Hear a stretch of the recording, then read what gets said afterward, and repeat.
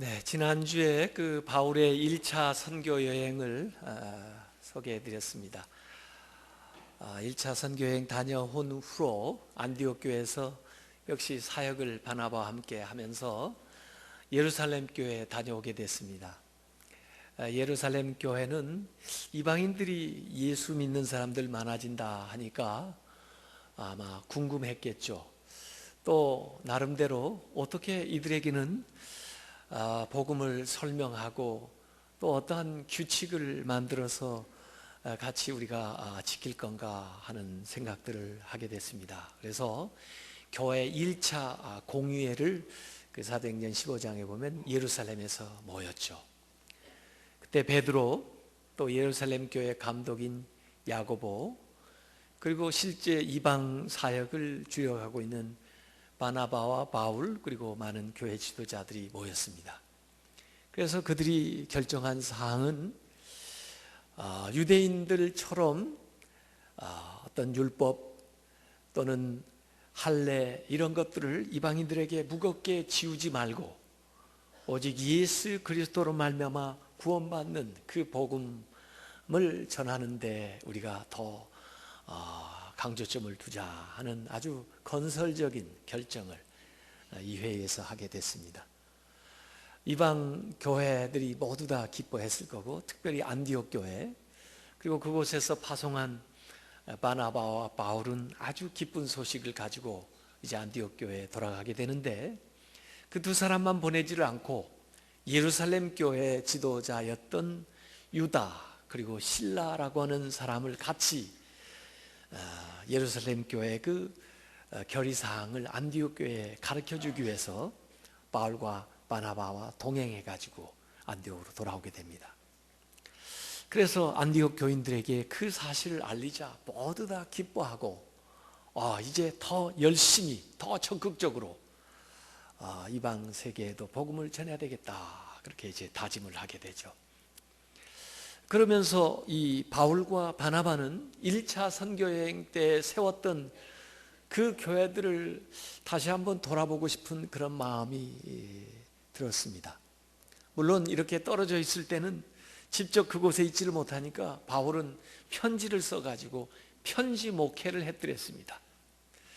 이를테면 갈라디아 지역에 세웠던 그 교회들에게 갈라디아서를 써가지고 자기가 없는 기간에 그들이 궁금한 거, 또 그들이 해야 될 거, 또 그들에게 말하고 싶은 것들을 보냈더랬죠.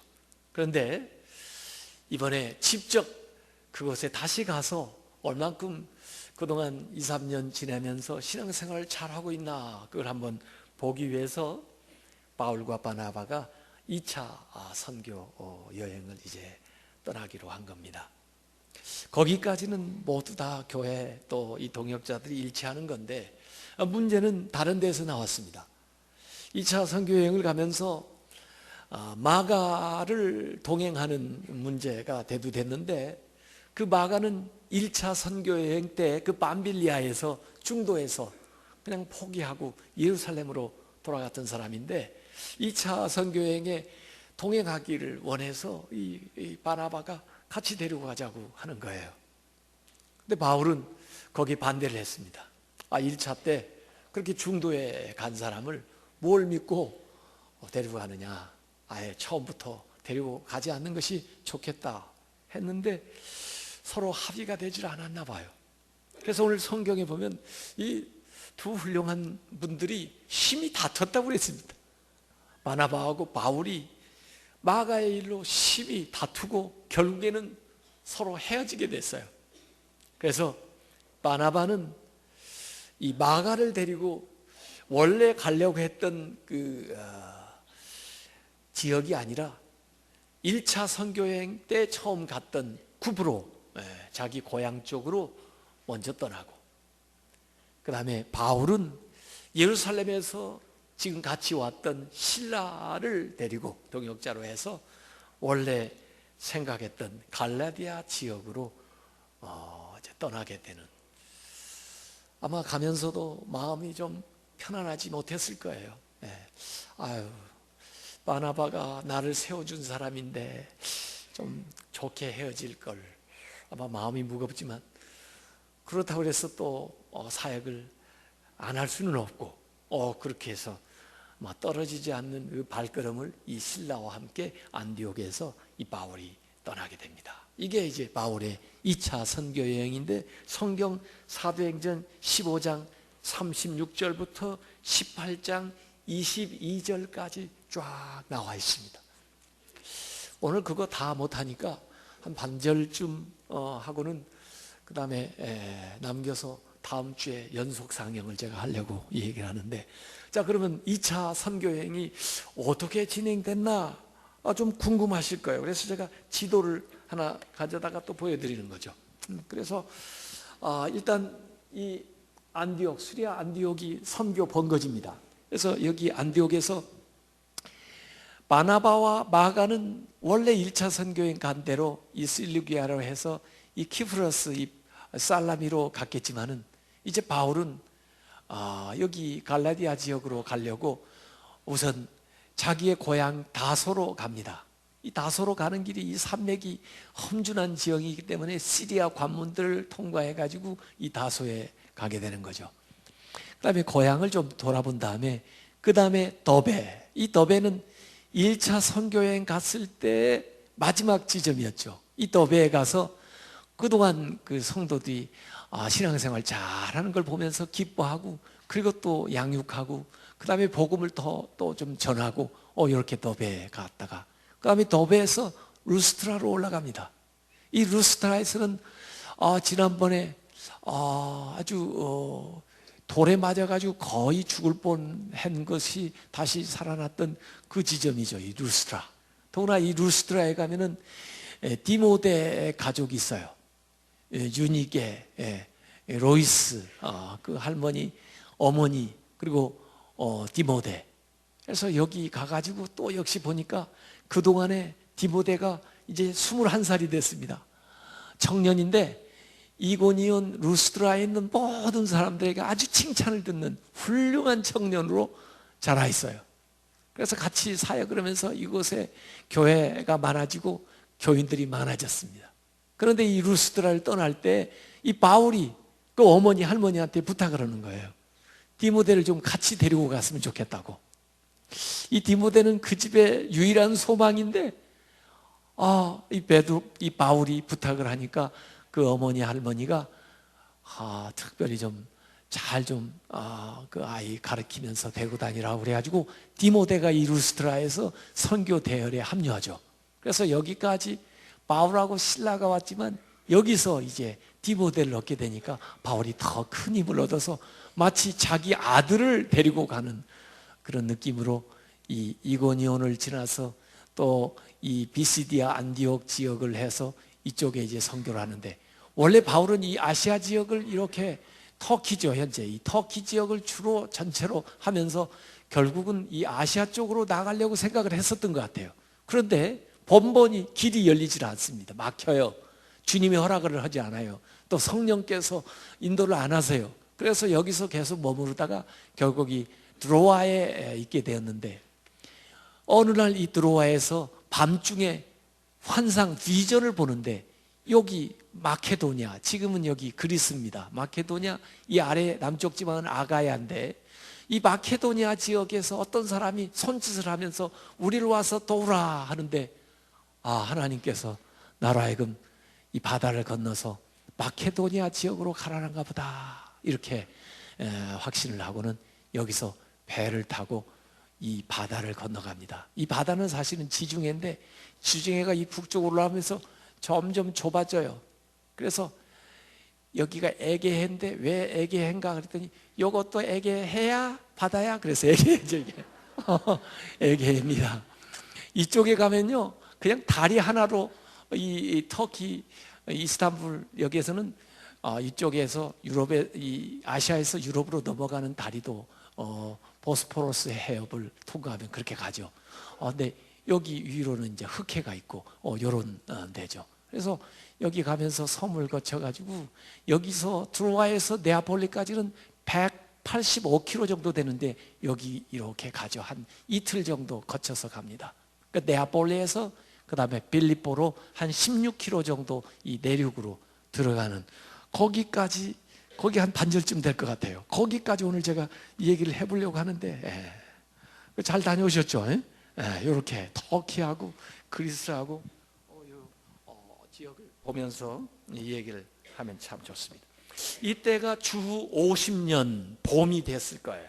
이때 안디옥에서 바울과 실라가 출발하고 루스트라에서 디모데가 가담을 하고, 그래서 선교 지역을 아시아 쪽으로 가려고 그랬는데, 마치 바울이 원래 계획한 대로 아시아 쪽에 왔다면요, 아마 인도 그래 가지고 중국, 한국으로 복음이 들어와서 유럽보다 훨씬 우리가 먼저 개화가 될 뻔했는데, 바울이 유럽 쪽으로 먼저 가는 바람에 그쪽이 먼저 개화가 됐죠. 그래서 역사가들은 이 전도자 한 사람 바울의 그 발걸음이 역사를 바꿔놨다 그래요. 그 대륙의 역사만 바뀐 게 아니라 개인의 운명이 완전히 바뀌는 거죠. 여러분이 예수 믿으면서 인생이 바뀌고, 우리 대한민국이 예수 믿으면서 대한민국이 바뀌는 거가 마찬가지죠. 그래서 한 사람의 그 발길이 얼마나 이 복음이 인생을 바꾸게 만드나 하는 것을 우리가 보게 되는데, 결국 바울은 계속해서 아시아 쪽에 나가려고 애를 썼는데 예수의 영이 맞고 성령께서 허락을 하지 않고, 그 다음에는 그 환상 중에 마케도냐 사람이 와서 우리를 도우라 하는 바람에 결국 트로아에서 그 배를 타고 마케도냐로 넘어가게 되죠. 트로아 한번 가보고 싶지 않으세요? 트로아에 가면은 원래 트로이 유적이 있습니다. 거기 옛날에 트로이 전투 그걸로 유명하고 영화에도 나오고 그러죠. 유적지가 대단합니다. 거기 그리스 사람들이 쳐들어왔을 때 이 트로이 목마 그걸 밖에다 놓고 태각을 하니까 다 도망갔다, 전리품이다 해가지고 이걸 성 안에 끌어들였는데, 밤중에 이 트로이 목마에서 사람들이 나와가지고 그 성을 함락시킨 그 트로이 그 유명한 지역입니다. 거기 유적지가 많고요. 이 트로이에서 또 바다 지중해 쪽에 에게를 통해서 쫙 보면은 그 건너편 마케도냐, 저 해가 지는 쪽이 마케도냐예요. 그래서 거기 앞에 서가지고 이 바울이 봤던 비전을 한번 봐보려고 노력을 했어요. 그런데 이제 이 트로이에서 배를 타고 떠날 때 사도행전 기록에 보면은 사도행전 16장 10절에 우리가 하고 기록을 하고 있습니다.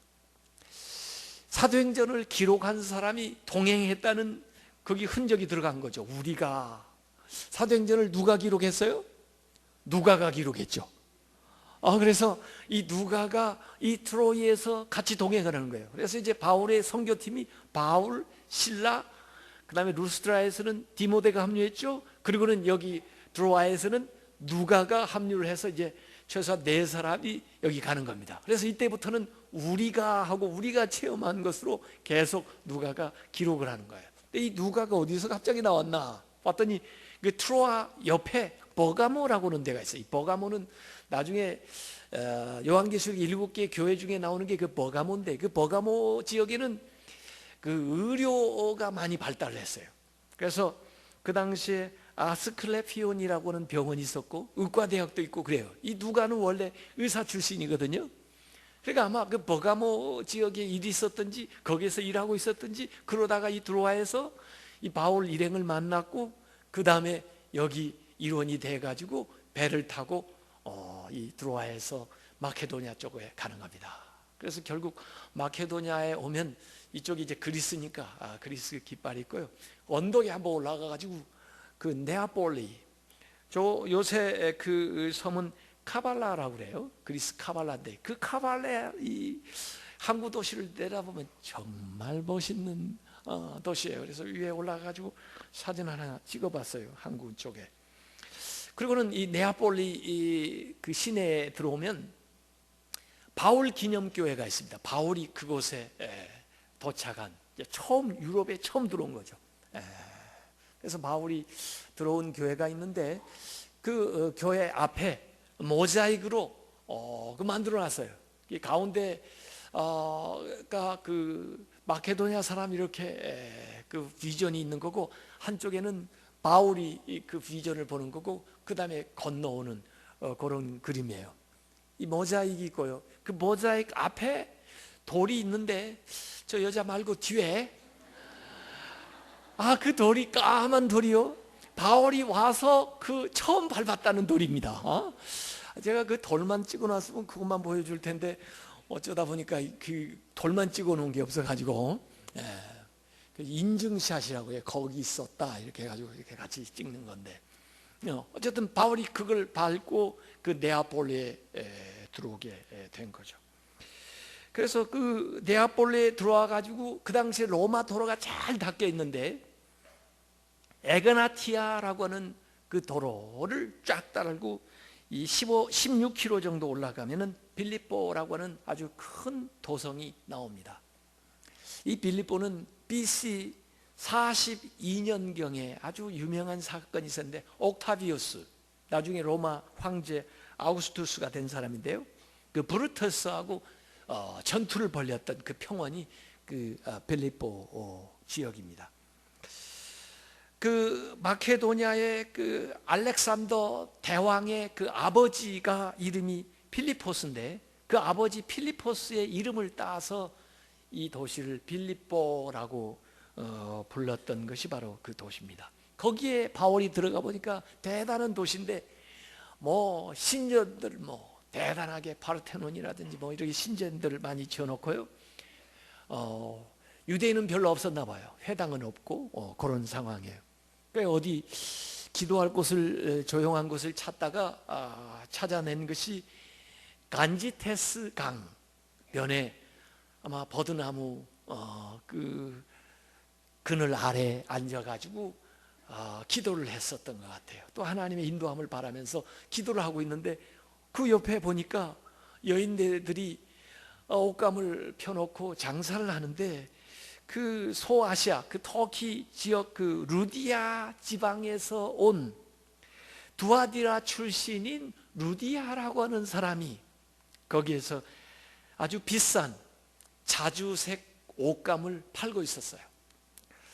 그러니까 아마 두아디라 지역이 아주 특산물인 것 같아요. 그걸 이 바다 건너 와가지고 이곳에서 팔고 있는 그 루디아를 만난 거죠. 이 루디아라고 하는 사람 이름으로 나오지만은 더 정확하게 얘기하면 루디아 출신이라 해서 아마 이 여인의 이름을 루디아라고 불렀던 것 같아요. 그러니까 여기 여러 사람들 데리고 사업을 하니까 지금으로 하면 여성 실업가죠. 그래서 거기서 사업을 하는데 바울을 만나게 되고, 그리고 바울이 하나님 말씀을 전하는데 이 여인이 마음이 열려가지고 그 말씀을 받아들이는 거예요. 그래서 유럽에 넘어와가지고 최초의 개종자가 된 사람이 이 루디아라는 여인입니다. 그 여인이 사도행전 16장 14절 15절에 보면 이렇게 나옵니다. 주께서 그 루디아의 마음을 열어서 바울의 말을 따르게 하신지라. 그 루디아와 그 집이, 그 집이라고는 표현은요, 가족들도 의미하지만 그 집에서 같이 일하는 모든 사람들을 다 포함하는 개념이에요. 그와 그 집이 다 세례를 받고, 그 다음에 바울 일행에게 청하는 겁니다. 우리에게 청하여 이르되 만일 나를 주 믿는 자로 알거든 내 집에 들어가 유하라. 우리 집에 좀 여기에 계세요. 여기서 묵으면서 전도하세요. 그러면서 자기 집을 내어드리면서 아주 강권하니까, 한 번도 아니고 두 번, 세 번을 강권하니까, 진심으로 그러니까 이 바울 일행이 그 루디아의 집에서 묵으면서 그 빌립보 지역에 선교를 하게 되는 겁니다. 그러니까 실제적으로 그 루디아 집에 최초의 그 유럽 교회가 세워지는 거죠. 빌립보 교회가 세워지는 거예요. 그러니까 루디아 집에 가보고 싶지 않겠어요? 가보시잖아요. 그래가지고 루디아 기념교회가 이렇게 보이고, 이 그리스 정교회 스타일의 교회, 참 아름다운 교회입니다. 가까이 가서 문 앞에서 찍어보고, 그 다음에 더 가까이 가서 문 위에 있는 모자익을 보니까 가운데 있는 분이 바울이 분명하고, 또 한쪽은 실라고, 또 한쪽 빨간 옷을 입고 있는 분이 누구예요? 그게 루디아입니다. 그래서 그 기념교회를 해놨는데 안에 들어가니까 좀 캄캄해요. 좋은 사진 찍었는데 잘 안 보이더라고요. 근데 어쨌든 어디에서 만나느냐? 그 앞에 있는 간지테스 강변에서 만났는데, 옛날에는 강이었는데 지금 보니까 냇가가 됐어요. 냇가가 아주 좁아졌어요. 물이 조금밖에 없어요. 거기에서 만났고 또 거기에서 세례를 줬거든요. 그래 거기 내려가서 손이라도 씻고 와야 의미가 있는 거 아니에요? 이게 바로 루디아 기념교회 앞에 있는 거예요.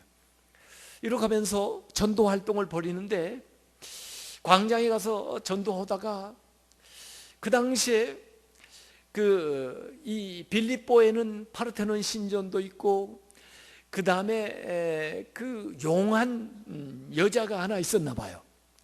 이 점을 잘 치는 여자가 있었나 봐요. 근데 그 당시에는 그 신전에 무녀들이 있어가지고 이 무녀들한테 와서 신의 신탁을 받는 겁니다. 그러니까 심지어 왕들도 왔고요, 또 정치하는 사람들도, 군인들도 와가지고 이 전쟁을 해야 됩니까 말아야 됩니까 물어보고, 이 사업을 해야 됩니까 말아야 됩니까. 그래서 그 델피 신전에서 이 신탁을 해주는데, 아주 용한 여자가 있었는데 그 여자는 공동 소유예요. 그냥 주인이 여럿이고 그 여자 점괘 뭐 이걸 해가지고 그 다음에 수익을 잡는 사람들이 있었는데, 이 사람들이 진짜 이 여자가 얼마나 용한지 바울을 알아보는 겁니다. 그리고는 계속 바울을 따라다니면서 이 사람들은 지극히 높은 하나님의 종으로서 구원의 길을 너희에게 전하는 자라 하면서 얘기를 하는 거예요. 야, 이거 마치 세례요한처럼 앞서가면서 소개를 해줘요. 근데 누가 자기 보고 소개해달라고 그랬나? 계속해서 하루도 아니고 몇 날 며칠을 계속 다니면서 이 사람은 지극히 하나님의 귀한 종으로서 구원의 길을 너에게 가르쳐줄 자라 하니까 바울이 아주 견딜 수가 없어가지고 그 다음에 그 여인을 주목해가지고 얘기하는 겁니다. 예수 그리스도의 이름으로 내가 너에게 명하노니 그에게서 나오라 하고 귀신을 명한 겁니다. 그랬더니 귀신이 쫓겨가요. 마치 예수님이 그 귀신 들린 사람 고친 거와 마찬가지죠. 예수님이 군대 귀신 들린 사람 고쳐줬는데, 그 고쳐준 게 얼마나 잘한 일이에요. 그런데 그쪽에 살던 사람들은요, 돼지가 막 갈릴리 바다로 치달아 가지고 막 죽어서 물질 손해가 났거든요. 그러니까 예수님을 뭐 배척을 하면서 여기서 나가라고 그런 일이 있었는데, 마치 여기도 선한 일을 했는데 이 일을 딱 벌려놓고 보니까 이 여자를 통해 가지고 수입을 얻었던 그 주인들이 화가 난 겁니다. 왜? 자기 수입원이 끊겼거든요. 이 여자가 멀쩡해져 가지고 몰라요. 아무것도 몰라. 점괘가 안 나오는 겁니다. 그래 가지고 수입이 떨어졌다고 하면서 바울을 잡으면 좀 체면이 좀 상하는지 그렇게 이 얘기는 하지 않고 이 얘기를 하기를, 이 사람들이 유대인들로서 여기 와가지고 우리 듣지도 못한 얘기를 하면서 알지도 못한 얘기를 하면서 풍기를 문란하게 하고 이 도시를 아주 소란하게 하니 이 사람들 이거 그냥 놔두면 안 된다고 그래가지고 사람들이 달려들어서 그냥 그 광장 아고라에서 그냥 옷을 찢고 그 다음에 그냥 공개 태형을 매질을 하기 시작하는데 말이에요. 아무 변명도 못하고 아무 말도 못하고 그냥 바울하고 실라가 그냥 몽신 채찍질을 당했습니다. 그것도 부족해가지고 관리를 불러가지고 감옥에다가 집어넣는 거예요. 생각을 해보세요. 선한 일을 했는데, 좋은 일을 했는데 그렇게 매도당하고 그렇게 매맞고 감옥에 들어가면 얼마나 억울하겠어요. 그러지 않아도 자기가 이쪽에 오려고 그랬어요. 자기는 다른 쪽에 가려고 했는데 하나님이 가라 해가지고 이리 와가지고 말해요. 이런 일을 당하면 좋겠어요? 그러지 않아도 바나바하고 헤어져서 마음이 좋지 못한 그 불편한 그런 상황이 돼. 난 이렇게 하는 것마다 안 되니 하나님 왜 도와주시지 않고 왜 나를 이렇게 해? 그러면서 아마 원망을 하기 십상인데, 그러나 그 감옥에 들어가서도 바울은 기도하고 그 기도를 계속 하다 보니까 그 기도가 찬송이 되고 그 찬송을 계속 부르다 보니까 그 찬송 소리에 다른 사람들의 마음이 감동이 되고 하나님과도 그 기도가 그 찬양이 상달이 되어서 하나님이 응답하시는데 지진이 일어나가지고 그 다음에 옥토가 흔들리고 묶였던 모든 것이 풀리고 옥문이 열리게 된 것을 믿으시기를 바랍니다. 이 빌립보에 갔으면은 바울 감옥을 한번 가봐야 되지 않겠어요? 지금 거기에 없지만 그래도 그래서 제가 한번 찾아가 봤어요. 빌립보 그 유적지가 많은 것 가운데 보니까 여기 바울이 갇혀 있었던 감옥이다 이렇게 팻말이 딱 적혀 있는 그 감옥이 있어요. 그러니까 거기 아래 내다보면 안으로 이제 깊이 파여 있는 동굴 감옥이에요. 그 안에 들어가지는 못했지만 밖에서라도 사진 하나 찍어가지고 와야 되는 거죠. 여러분, 저는 이런 얘기를 하고 싶어요. 요사이 사람들이 좀 하는 일이 잘 안 되고 경제적으로도 힘들고 가정적으로도 불안하고 또 아이들도 좀 그렇고 그래가지고 교회 오라면 교회 갈 기분이 아니에요. 찬송을 하면 지금 제가 찬송하게 생겼어요 지금? 그리고 교회 또 기도할 그런 마음이 생겨야 기도를 하죠. 그렇게 하고 자꾸 그래요. 감정이 여러분을 지배하기 시작하면 절대로 헤어나지 못합니다. 요새 사람들은 전부 그 감정 느낌이 가는 대로 해라, 그게 솔직한 것이라 그렇게 얘기하지만 절대로 그래가지고는 그 불황을, 그 어려움을 타개할 수가 없어요. 점점 더 어려워지고 점점 더 우울해지고 점점 더 캄캄해지는 거죠. 만약에 바울이 이 동역자하고도 문제가 생기고 자기가 가고 싶었던 길도 막히고 좋은 일을 했는데도 오해를 받고 매를 맞고 감옥에 갇혀서 그 다음에 기분 나쁘니까 그냥 절망하고 그리고 좌절하고 실망하고 그렇게 있었으면 감옥에 캄캄한 것보다도 더 마음이 주저앉아가지고 더 미궁 속으로 빠져들어갔을 거예요. 감정이 이끄는 대로 살아서는 안 됩니다. 느낌이 이끄는 대로 살아서는 실수하게 됩니다. 여러분의 의지가, 여러분의 믿음이, 여러분의 적극적인 행동이 먼저 나와야 돼요. 여러분의 선택이 먼저 나와야 돼요. 그래서 하나님을 믿기로 선택하고 긍정적인 행동을 하기로 먼저 행동을 다짐하고 나아갈 때 느낌이 따라오는 겁니다. 느낌이라는 거, 감정이라는 건 화차예요. 화차. 엔진이 가면 화차가 따라오는 거예요. 엔진은 의지예요. 의지적으로 결단해야 되는 겁니다. 어려운 순간에도 그 어려운 순간에서 헤어나올 수 있는 길은 의지적으로 할 수 있는 적극적인 능동적인 행동을 감행할 때 거기에서 길이 나오는 겁니다.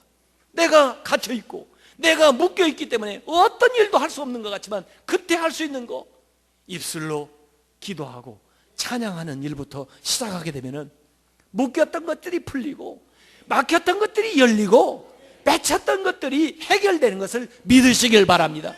감정이 여러분을 지배하게 해서는 절대로 거기서 헤어나지를 못해요. 여러분의 의지와 여러분의 선택과 여러분의 긍정적인 행동이 먼저 할 수 있는 것을 하고 나아갈 때 거기에서 실마리가 생기고 새로운 역사가 나타나는 것을 믿으시길 바랍니다.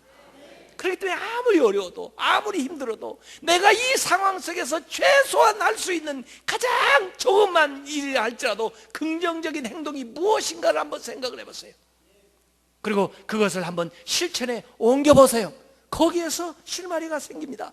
여러분의 그 행동이 결국 여러분의 감정을 바꿔줄 거고 또 여러분의 환경을 바꿔줄 거고 여러분의 문제를 해결해 주는 걸 믿으시기를 바랍니다. 감정을 따라 살지 말고 행동으로 감정을 다스려야만 이 문제를 해결할 수가 있는 거예요.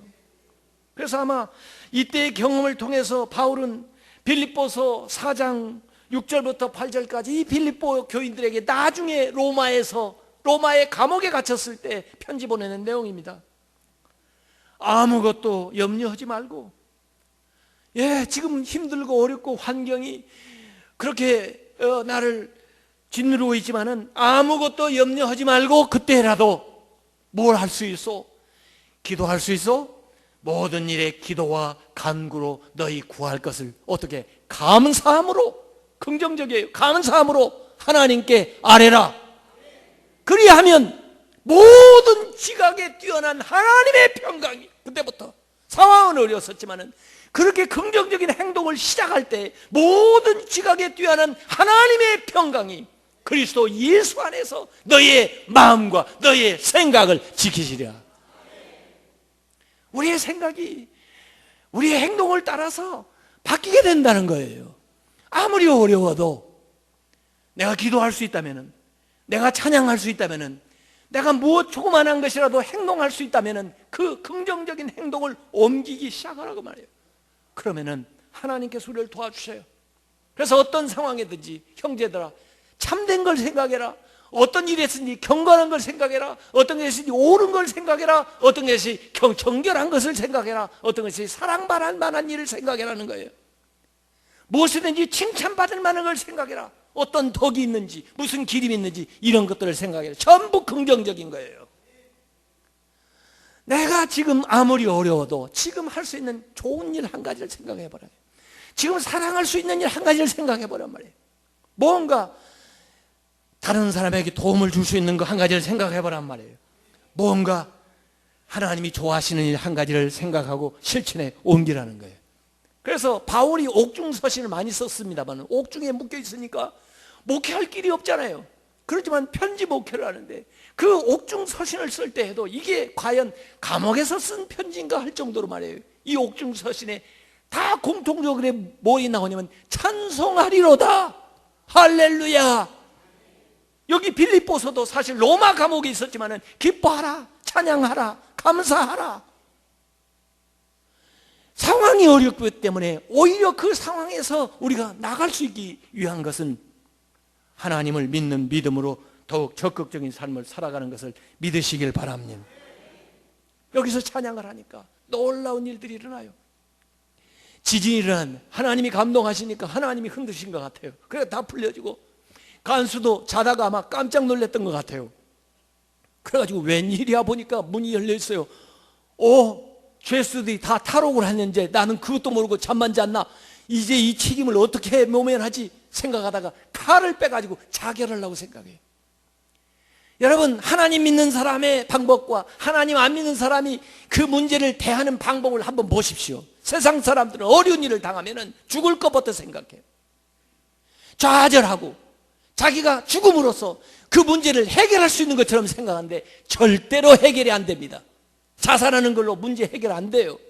세상 사람들은 항상 어려움에 봉착하면 그것부터 생각하고 그걸 시행하려고 그래요. 이게 믿음이 없는 사람의 행동입니다. 바울이 안에서 뭐라고 그랬습니까? 그 간수가 하는 그 행위를 보고는 안에서 소리 지르는 거죠. 죽지 마셔. 우리 여기 있어. 우리 나가지 않았어. 그랬더니 깜짝 놀라가지고 불을 밝혀서 아래 내려와 보니까 풀어지기는 풀어졌는데 나가지 않고 가만히 앉아있는 겁니다. 어찌 된 거예요? 이 간수가 감동을 한 거예요. 보통 사람들은 그냥 출행량을 쳤을 텐데 이 양반들은 여기 앉아서 그렇게 평안해. 누가 죄인인지 모르겠어요. 누가 갇혀있고 누가 지키는지 모르겠어요. 그래서 그 앞에서 이 간수가 무릎을 꿇고 이 얘기를 하는 것입니다. 선생들아, 내가 어떻게 하여야 구원을 얻으리까? 누구한테 와서 이 얘기를 하는 거예요. 지금 죄수로 잡혀있는 사람에게 구원의 길을 묻고 있는 거예요. 내가 어떻게 하면 당신들처럼 평안할 수 있습니까? 어떻게 하면 당신들처럼 확신을 가질 수 있습니까? 내가 어떻게 하면 당신들처럼 구원을 얻을 수가 있습니까? 내가 가진 모든 것으로도 그런 확신이 없는데 나는 어떻게 하면 당신이 가지고 있는 그 평안을 어떻게 하면 얻을 수 있습니까? 그거죠. 좋은 질문입니다. 여기에 바울이 아주 간단한 복음 한마디를 딱 대답했어요. 주 예수를 믿으라. 그리하면 너와 네 집이 구원을 얻으리라. 주 예수를 믿으라. 그리하면 너와 네 집이 구원을 얻으리라. 주 예수를 믿으라. 그리하면 너와 네 집이 구원을 얻으리라. 예수님밖에 없다는 거예요. 이건 사도행전에 나오는 복음입니다. 복음 중에 복음입니다. 요한복음 3장 16절의 사도행전판이에요. 주 예수를 믿으라. 그리하면 너와 내 집이 구원을 얻으리라. 그 시로 이 간수가 주님을 영접했어요. 자기만 영접한 게 아니라 그분들을 모셔다가 집에서 자기 가족들이 주님을 다 온 가족이 영접을 했어요. 그 상처를 싸매주고 그리고 씻어주고 음식을 대접하면서 그 말씀을 밤새 들었어요. 그리고는 다시 감옥으로 가는 거죠. 간수는 밖에서 있고 그 다음에 안에 들어가 앉아 있는 거죠. 아침에 정갈이 왔습니다. 유해 관리들이 풀어주라는 거예요. 보통 사람 같으면 그러면 그렇지, 그러고 그냥 나올 텐데, 풀어주는데도 안 가요. 바울이 언제는 잡아 때리고 가두고 이제 와서 가라? 내가 로마 시민권 가지고 있는데 이렇게 대우해도 되는 거야? 말도 안 들어보고 그냥 매를 치고 재판도 거치지 않고 투옥시키고 이제는 나가라고? 그 상관 와서 직접 얘기하라고 그래요. 가지고 깜짝 놀래, 로마 시민이라는 말 듣고 깜짝 놀래 왔습니다. 왜냐하면 로마법에 의하면 그렇게 공개적으로 때릴 수도 없을 뿐만 아니라 그 다음에 재판을 거치지 않고 투옥하는 거 불법이거든요. 나와. 그래서 정말이냐고. 내가 사실이라고. 난 날 때부터 나는 로마 시민이다. 왜 바울이 그냥 나가지 않고 이렇게 그들에게 따졌을까? 이게 제가 어저께 궁금했던 거예요. 여러분들은 그런 거 궁금하지 않으세요? 나는 그런 게 궁금해가지고 시간을 많이 보내요. 왜 그랬을까? 그냥 가지. 가만히 생각하니까 바울이 뭔가 확실해 하고 싶은 거예요. 자기 혼자 나가는 게 문제가 아니에요. 지금 복음을 전해야 되고 그 다음에 믿는 사람들이 많이 생겼는데 이게 무슨 이상한 사교처럼 이상하게 취급을 받으면 안 된다고 말이에요. 그래서 이번 기회에 확실하게 뭔가 정립할 필요가 있었던 것 같아요. 그래서 내가 전하는 것이 정당한 것이고 우리가 행하는 일이 바른 일이라고 하는 것을 그들에게 공인을 받을 수 있는 기회를 만드는 거죠. 그래서 그들에게 와서 사정사정 해가지고 바울이 나오는 겁니다. 나와가지고 루디아의 집에 오죠. 루디아의 집에 성도들이 얼마나 바울을 위해서 기도했겠어요.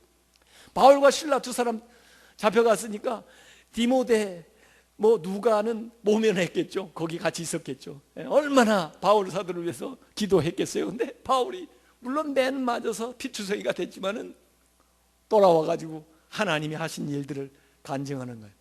그래서 거기서 더 전도하게 되니까 더 많은 사람들이 주님을 믿게 되는 거죠. 여기 보니까 말이에요. 사도행전은요, 온 가족이 본인뿐만 아니라 예수 믿고 세례받는 이야기가 계속 나와요. 고넬료 집에 베드로 가가지고 그 온 가족이 세례받아요. 루디아 집에 바울이 가가지고 그 온 가족이 다 세례받고 예수 믿어요. 여기 간수 집이 온 사람들이 다 예수 믿고 세례받아요. 나중에 그리스도 가정도 전부 세례받는, 그래서 사도행전에 4번이나 온 가정 예수를 믿으라. 그래야만 너와 네 집이 구원을 얻으리라. 그 영향력에 대해서 여기 계속해서 실감나게 표현을 해주고 있어요. 나중에 이제 루디아 집에 왔다가 형제들을 위로하고 또 형제들이 보내주는 것을 따라서 아래 마케도니아 데살로니가 지역으로 떠납니다. 이 데살로니가 지역 그 아래 이제 아덴 이런 데서 있었던 것은 다음 주에 이야기하기로 하고, 나중에 이 로마 감옥에 투옥됐을 때 마지막에 바울의 말년에 이 빌립보서에서의 과거에 있었던 사역들을 생각하면서 빌립보서를 썼습니다. 그때 바울이 빌립보서에 이렇게 시작하고 있어요. 빌립보서 1장 5절에 기뻐하고 감사하는데 너희가 첫날부터 이제까지 내가 너희에게 가서 처음에 복음을 전해서 그때부터 지금까지 이제 바울의 마지막 말년 사역 때까지 복음을 위한 일에 너희들이 참여하고 있기 때문이다. 바울이 사역하는 것을 계속해서 이 빌립보 교회가 돕고 있는 거예요. 후견인 역할을 계속 그 전도를 받았을 때부터 감당하고 있어요. 제가 생각해보니까 루디아가 틀림없이 앞장섰을 것 같아요. 그 루디아가 그래도 좀 비싼 걸 사업을 하는 분이었기 때문에 재정적으로 후원을 하고, 그래서 그 빌립보에서 교회를 세우고 전도한 후로 사역을 감당하는데, 빌립보서 4장 15절부터도 그 얘기를 하고 있습니다. 빌립보 사람들아, 너희도 알거니와 복음의 시초에 너희들에게 가서 복음을 처음 전할 때, 내가 마게도냐를 떠날 때 주고받는 내일에 나는 너희들에게 복음을 주었을 거고 너희들은 나에게 물질적으로 후원하는 이 복음 사역, 선교 사역에 참여한 교회가 너희 외에는 아무도 없었느니라. 너희들이 유일하게 우리를 도왔다는 거예요. 이 사역을 할 수 있도록. 데살로니가에 있을 때에도, 여기 빌립보에서 떠나서 데살로니가로 내려갔잖아요. 그 데살로니가에 있을 때에도 너희가 한 번뿐 아니라 두 번이나 나의 쓸 것을 보내었도다. 사람 편에 한 차례, 두 차례 바울이 선교 사역에 필요한 것들을 공급해 줬다는 걸 여기 얘기해요. 내가 선물을 구함이 아니오, 내가 뭐 받았기 때문에 너희들에게 뭐 이렇게 기분 좋으러 가는 얘기 아니라는 거죠. 오직 너희에게 유익하도록 풍성한 열매를 구함이라. 내게는 모든 것이 있고 주님이 내한테 있는데 내가 무엇이 부족하겠어요? 또 풍부하다 이거죠. 그런데 에바브로디도는 지금 바울이 로마 감옥에서 이 편지를 쓰고 있는데, 이 빌립보 교인들이 그 로마 감옥에 있는 바울에게 에바브로디도를 통해서 지금 물질을 갖다 주는 겁니다. 아마 영치금을 넣어주는지도 모르겠어요. 지금 로마가 어딘데, 그 빌립보에서 그 지역에 에바브로디도를 통해서 보내온 걸 받고 감동을 해가지고 이 편지를 쓰는 거예요. 에바브로디도 편에 너희들이 나에게 보내줬다는 거죠. 너희가 준 것을 받음으로 내가 풍족하니 이는 받으실 만한 향기로운 제물이요, 하나님께서 받으실 만한 제물이다 이거예요. 하나님을 기쁘시게 한 것이라. 나를 기쁘게 한 것뿐만 아니라 이건 하나님을 기쁘시게 한 것이라. 이렇게 되니까 여러분이 좋아하는 19절이 나오는 거예요. 여러분들은 앞에는 빼놓고 왜 19절만 암송을 하신지 모르겠어요. 이렇게 돕고 선교에 참여하고 베풀고 하나님이 기뻐하시니까 뭐예요? 나의 하나님이 그리스도 예수 안에서 영광 가운데 그 풍성한 대로 너희 모든 쓸 것을 채우시리라. 우리가 할 일을 해야 하나님이 할 일을 하시죠. 우리가 할 일은 안 하고 자꾸 달라고 하면 되겠어요? 그런데 이 빌립보 교인들은 이런 신앙생활을 했다는 거예요. 오늘 여러분 2차 선교의 여행 중간까지만 살펴봤지만은 바울이 뜻한 대로 된 게 별로 없어요. 동역자의 문제도 그렇죠. 선교 지역을 설정하는 문제도 그렇죠. 또 사역을 하는 환경도 그렇죠. 갈라서게 되고 또 못 가게 되고 막히고 매 맞고 감옥에 갇히고, 보통 사람 같으면 실망하고 내가 이것 때문에 왔냐고, 이렇게 나를 대우하면 되겠느냐고 그럴 텐데, 그러나 그 환경 속에서도 하나님이 인도하는 자기가 할 수 있는 최소한의 것, 또 최대한의 것을 찾아 나아가다 보니까 자기가 생각지도 못했던 역사들이 일어나는 거예요. 다른 동역자들, 실라, 디모데, 누가 같은 사람들이 나타나서 같이 동역자가 되고, 자기가 생각지도 못했던 지역이 열려서 유럽에 복음이 전파되게 되고, 빌립보에 가서 생각지 못한 루디아를 만나게 되고, 감옥에 가서 그 영향력 있는 간수를 만나게 되고, 그쪽에 교회들이 세워지고 힘 있는 교회가 돼서 앞으로 마케도니아 사역을 하는 후견인들이 되고 말이에요. 하나님이 하시는 일을 모릅니다. 우리가 오늘 어렵다고 해서 계속 어려운 게 아닙니다. 오늘 맡겼다고 해서 영영 그때로 끝나는 게 아닙니다. 우리가 하나님 앞에 이런 환경과 처지에 있음에도 불구하고 믿음을 가지고 기도하고 하나님이 인도하시는 길을 찾고 하나님께 순종하고 나아가다 보고, 그리고 내가 할 수 있는 어려운 상황에서도 최소한의 긍정적인 행동을 실천해 옮기다 보면은 이를 통해서 하나님께서 더 위대한 일을 이루시는 걸 믿으시기 바랍니다. 그래서 아마 빌립보서 1장 12절 13절은 바울이 자기의 이러한 고백을 통해서, 삶을 통해서 나타나는 이야기예요. 형제들아, 나의 당한 일이, 지금까지 당한 어려웠던 많은 일들이 오히려 도리어 복음의 진보가 됐다. 태보가 아니라 복음의 진보가 된 줄을 너희가 알기를 원하노라. 그러면서 이러므로 나의 매임이 현재도 지금 로마에 매여 있지만은, 감옥에 갇혀 있지만 그리스도 안에서 그 감옥에 있는 사람들에게 복음을 전하게 되니까 온 시대 안과 기타 모든 사람들에게 하나님의 말씀이 드러나고 복음이 확산되고 있다 하는 이야기를 여기 빌립보서에서 빌립보 사람들이 이미 알고 있는 이야기들을 상기시키면서 바울이 전하고 있는 것입니다. 여러분, 성경은 예수 믿는 사람들에게 문제없는 삶을 약속하지는 않아요. 그러나 성경이 분명히 약속하는 것은 그 문제를 이길 수 있는 힘을 우리에게 주신다는 것입니다. 그렇기 때문에 우리는 믿음으로 살아가면 환경을 바꿀 수가 있고 역경을 오히려 우리가 성공할 수 있는 기회로 만들 수 있는 일들을 우리가 행할 수가 있는 것입니다.